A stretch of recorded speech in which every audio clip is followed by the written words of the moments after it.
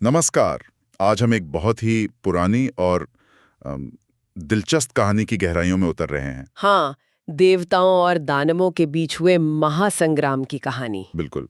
और जिसके केंद्र में है दानवराज शंखचूड़। हमारे पास जो स्रोत हैं वो इस युद्ध का मतलब काफी विस्तार से वर्णन करते हैं। हाँ, और सिर्फ युद्ध ही नहीं, इसमें धर्म, कर्तव्य, वरदान, उनकी सीमाएं, कई पहलू हैं। तो चलिए इस वृत्तांत में उतरते हैं और देखते हैं इसमें क्या खास है। बिल्कुल, इन स्रोतों के जरिए समझने की कोशिश करते हैं कि इस संघर्ष के पीछे गहरे मायने क्या हो सकते हैं। अच्छा, तो कहानी शुरू होती है जब शंखचूड़ शिवजी की युद्ध की चुनौती स्वीकार करता है ना? हाँ, खुशी खुशी दोनों तरफ की सेनाएं तैयार होती हैं और फिर जबरदस्त युद्ध छिड़ जाता है। स्रोत बताते हैं कि इंद्र का सामना बृहस्पति से हुआ, सूर्य का विप्रचित्ति से। हाँ, और विष्णु का दंभ से, मतलब बड़े बड़े देवता बड़े बड़े दानवों से भिड़ रहे थे। और इसी बीच शिवगण, वीरभद्र और शंखचूड़ में भी लड़ाई हुई। हाँ, भयंकर संग्राम हुआ। वीरभद्र ने शंखचूड़ के कई अस्त्र काट दिए, लेकिन फिर रणभूमि में देवी भद्रकाली प्रकट होती हैं। ओह, भद्रकाली, हाँ। और उनके आते ही माहौल बदल गया। उनकी दहाड़ और अट्टहास से दानव सेना में तो जैसे खलबली मच गई। वो मधुपान करके रण में नाचने लगे। फिर देवी ने शंखचूड़ पर आग्नेयास्त्र चलाया, मतलब अग्नि वाला दिव्यास्त्र। हाँ, लेकिन शंखचूड़ ने उसे वैष्णवास्त्र से शांत कर दिया। अच्छा। फिर नारायणास्त्र। हाँ। नारायणास्त्र चलाया तो शंखचूड़ ने उसे झुककर प्रणाम किया और वो अस्त्र लौट गया। उसने ब्रह्मास्त्र को भी दूसरे ब्रह्मास्त्र से और प्रणाम करके निष्फल कर दिया। गजब, मतलब वो सिर्फ ताकतवरी नहीं, दिव्यास्त्रों का ज्ञाता भी था। बिल्कुल सही।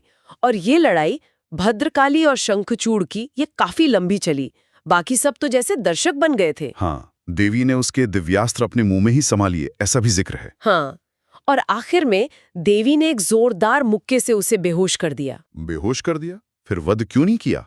जैसे ही वो वध करने को हुई, एक आकाशवाणी हुई, आसमान से आवाज आई कि वो उनके लिए अवध्य है, मतलब भद्रकाली उसका वध नहीं कर सकती। ओह, यहाँ वरदानों का खेल साफ दिख रहा है। देवता भी बंधे हुए हैं। तो भद्रकाली के बाद फिर कौन आया? फिर स्वयं भगवान शिव मैदान में उतरे, नंदी पर सवार होकर अपने वीर रूप में। शिव और शंखचूड़ का युद्ध, ये तो भयानक रहा होगा। हाँ, सैकड़ों साल तक युद्ध चला, ऐसा कहते हैं। और आखिरकार जब शिव ने अपना अमोघ त्रिशूल उठाया, मतलब वो त्रिशूल जो कभी खाली नहीं जाता, तब फिर से आकाशवाणी हुई। दोबारा? इस बार क्या कहा? इस बार रहस्य खुला। आकाशवाणी ने बताया कि शंखचूड़ तब तक अजय है जब तक दो शर्तें पूरी ना हो। दो शर्तें? कौन सी? पहली, उसके पास श्री हरि विष्णु का दिया हुआ दिव्य कवच है, वो उसके पास रहे। और दूसरी, उसकी पत्नी तुलसी का सतीत्व भंग ना हो। अच्छा, तो ये दो चीजें उसे बचा रही थीं, कवच और तुलसी का पतिव्रत। हाँ, बेका। और आकाशवाणी ने ब्रह्मा के इस वरदान का मान रखने को कहा। यहीं से कहानी में एक बड़ा नाटकीय मोड़ आता है। समझ गया। तो अब इन शर्तों को तोड़ना जरूरी था। कैसे हुआ ये?